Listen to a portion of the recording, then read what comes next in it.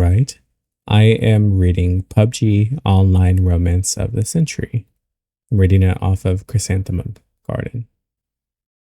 And this is chapter 1.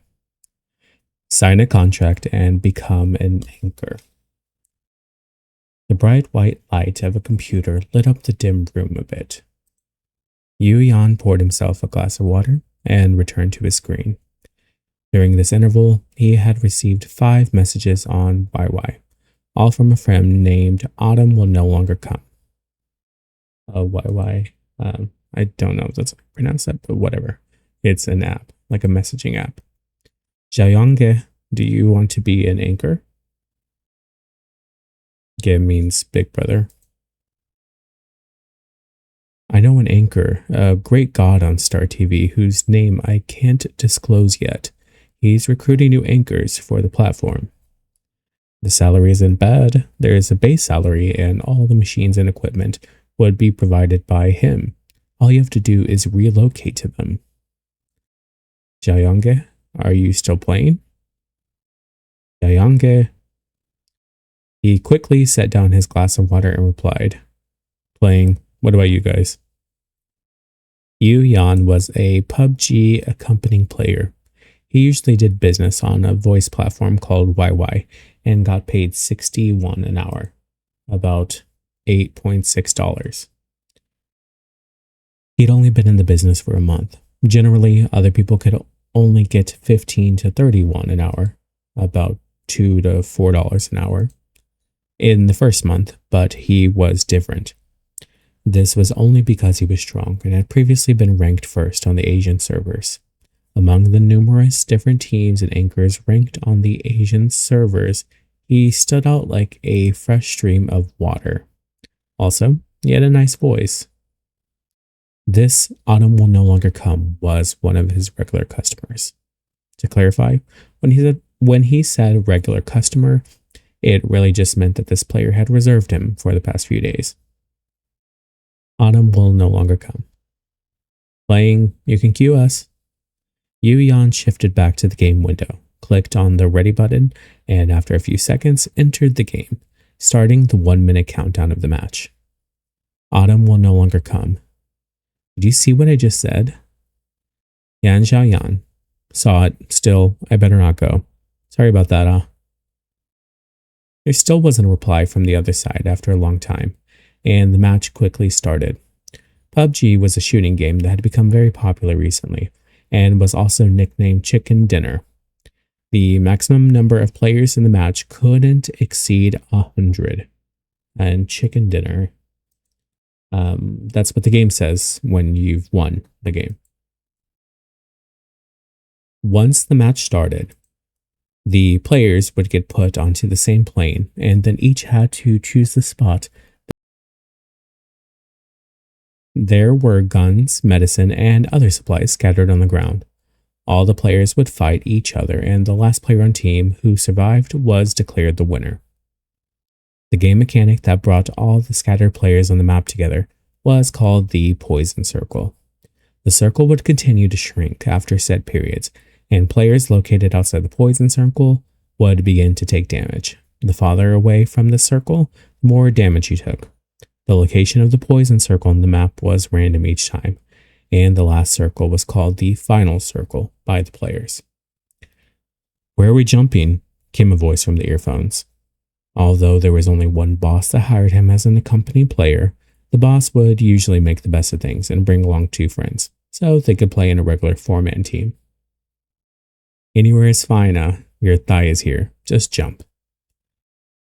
The thigh can't carry all 3 of us, Why don't we play the wilderness? What do you think, Xiaoyange? Yu said, I'm fine with anything. Flagaba, I'll jump with you guys. Every city on the map was designed very particularly.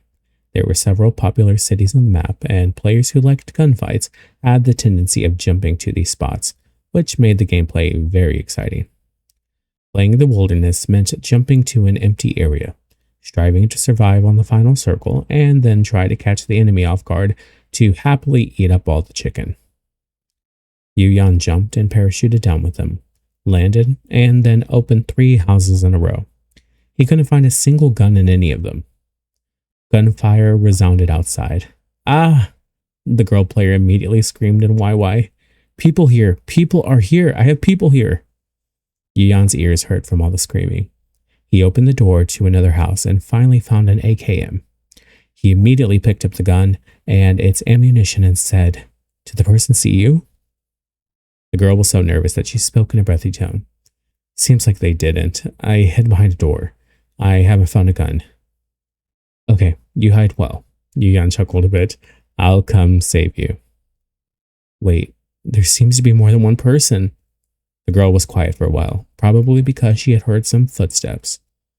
"There's 3 of them. It's over. What to do?" While passing by the neighboring house, Yuyan specifically picked up 2 grenades. "It's okay. Don't move." She whispered in agreement, obediently crouched down and dared not move a muscle. The enemy was downstairs, so Yuyan jumped over from the neighboring room into the target house, thereby occupying the high ground, and then crouched directly in the stairway to block the people. The people downstairs had heard his footsteps, and after they were sure that he was the only player, they all rushed upstairs together.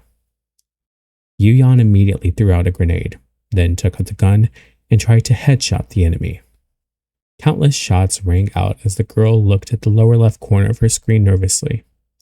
The health bar of her teammate with the ID of xiin was decreasing and decreasing, until the health bar turned red. All of a sudden, everything went quiet. "All right, they're all dead." The boy's voice sounded out, carrying the impression of a smile. "Come out and loot them." The girl felt out of breath. It was over. Only her heart had started fluttering. "Xiaoyange," another male voice sounded. It was Yuyan's boss of the past few hours. Autumn will not come, who had spoken. He joked, "How are you this awesome? My friend is about to promise you her heart." The reason why he called him Xiaoyange was because he didn't know how old Yuyan was and didn't know what to call him. So he just combined the titles and called him that. The girl was a bit embarrassed. "What are you saying?" Yuyan looted some accessories and medicine to put into his inventory. "It's fine. If a heart is offered, then I'll take it." Autumn replied, "Such bullshit." Any player who wanted to enter the inner circle, just after gathering up items, would have to face a wave of ambushes. Out of Yuyan's 3 teammates, 2 of them couldn't really play. Only Autumn was a bit of a better player, so it basically boiled down to a 2 versus 4 situation. In the end, he won the shootout, but his 3 teammates were all dead. Yuyan carried the hope of the entire team on his shoulders and successfully reached the final circle. He laid by the tree and watched the number of survivors in the upper right corner of his screen grow smaller and smaller. At last, it became 3. The other 2 survivors were in the same team, so it was going to be a 2 against 1 fight. The other side behaved very arrogantly, relying on their superior numbers and crazily sprayed all around.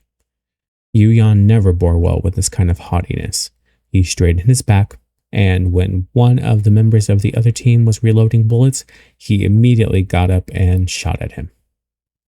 At the same time, that person's teammate discovered his position, and countless bullets rained down at him. You used an AKM to beat MXLLWE. In that very second, he quickly turned his mouse to the right and accurately aimed at the position of the other person. He continued to press down on the mouse and skillfully shot the gun. 2 seconds later, the screen paused. "Big fortune and great delight, you're eating chicken tonight." Yuyan had been victorious in the battle of 2 against 1. He had won the match with a tiny sliver of his health left. "Awesome!" the girl cried out excitedly. Yuyan was relieved. After he quit the game, his YY rang again, but this time it was a private chat. Autumn will no longer come. "Xiaoyange, let me ask you something. Don't be angry." Yuyan typed out the word, "Okay," in reply. Autumn will no longer come. "Are you using some kind of cheat software to play?" This kind of thought was actually pretty common, as someone played so well and wasn't affiliated with any team or livestream channel. Yuyan had lost count of the number of times he had been asked this question. Seeing that he didn't reply, the other side quickly sent another message. Autumn will no longer come. I don't mean anything else by it. I just wanted to tell you that you can still use the software while live streaming, but you can't be too obvious about it. You understand? Nowadays, a lot of anchors use stuff like that. It's very normal. Yanja Yan. No, I'm genuinely very strong. Autumn will no longer come. Someone knocked on Yuyan's door. His food delivery order had arrived. He received the delivery, told the other party that he wasn't going to play anymore, and turned off the game to focus on eating his meal. Getting up the next day, Yuyan was just getting ready to log onto YY to do business when an email popped up in the lower right corner of the screen. Star TV. The application of this anchor is approved. Please confirm your personal details and contact information. He had just taken a bite of his yotao, but when he saw the name of the sender of the email, he became so excited that he stopped chewing. He had refused Autumn's invitation yesterday, not because he didn't want to take part, but because he had other plans. He had previously applied for a local Star TV anchor sponsorship. As the name implied, a sponsored anchor would sign an internal contract with Star TV. The content of this contract was more rigid than that of an ordinary anchor, and there was basically no possibility of job hopping in the next 3 years. Similarly, Star TV would also help provide preferential support by recommending these sponsored anchors. Although the conditions and penalties of such a contract were a bit much, their platform was still better than the livestream platforms used by other anchors. Yuyan played the game well and naturally knew some experts. Some of them had been thrown into a pit by some famous hosts, and thus couldn't earn a penny from these live streams, even after several months. After adding the Star TV contact person as a friend, the first sentence from the other party was, "Do you use cheat software to play?" Why was he always running into this question recently? Not using any. Your game ID was sent to me, but where do you live? Do you have the equipment to keep up with the demands of a live stream? Our company is headquartered in Jinsing. If it's convenient, come here directly for an interview and to sign a contract. Jinsing? That was a bit far away. It's a little bit far away. I can't sign without coming to Jinsing? No, we also have an electronic contract, but it's a bit more cumbersome to send it back and forth. You can fill in your relevant information and send it over, Ba. The signing process was really complicated. When he received the electronic contract, he took the contract and went to see his lawyer uncle, who was his real uncle. Yuyan, Yu Mingyang looked at the contract and frowned. You're already 19 years old this year and you're still addicted to this game? Uncle, I'll start live streaming. It's a job, Yuyan replied. I don't approve of this. Yu Mingyang threw the contract onto the table. Your parents passed away early on, and I didn't have any resources before, so I couldn't support your schooling, and I really regret that. Now your uncle has a few resources, but when I offered to let you go to school again, you didn't want to. I also offered you an internship at the company, but you didn't want that either, and now you want to be some kind of game anchor? No way. Uncle, forget it. I'm disturbing you. Don't be angry. Yuyan picked up the contract and got ready to leave. He knew that Yu Mingyang was trying to do his best for him, but armed with only his junior high school education, he didn't have the cheek to do an internship at Yu Mingyang's company, let alone allow the other party to provide for his further education. Wait. Yu Mingyang hurried to stop him.